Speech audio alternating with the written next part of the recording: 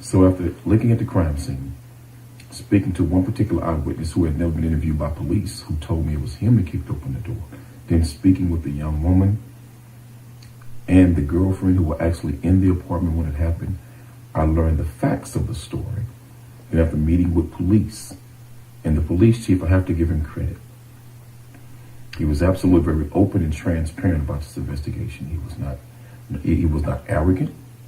He was not disrespectful. He was open. He was willing to share with us what he could based on what he knew, because the county had taken over investigation from his own department. But he shared very factual information with me that coincided with what I was able to see inside the apartment complex, the young woman I spoke to, and the two other witnesses I spoke with who were actually inside the apartment when it happened. And I never probably would have said this before yesterday. I think that police chief in Freeport should be looked at as an example of how to handle a shooting dealing with some young African-American male. The way he handled the situation, the way he worked with the community instantly to deal with what was happening, the way he gave me unprecedented access to a lot of the facts that I could see for myself, was able to suppress and quell a lot of the anger, the frustration, and the desire to riot and perhaps lead to looting, which is unfortunate.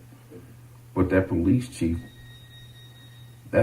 made a magnificent move on the spot of how to deal with a situation like that, because even I was not expecting that.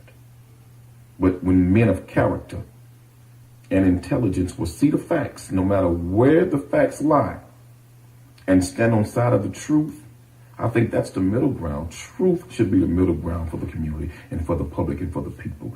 The truth is what we all should unite around. Black, white, brown, whatever your race is, whatever your class is, whatever the truth is what we should unite around.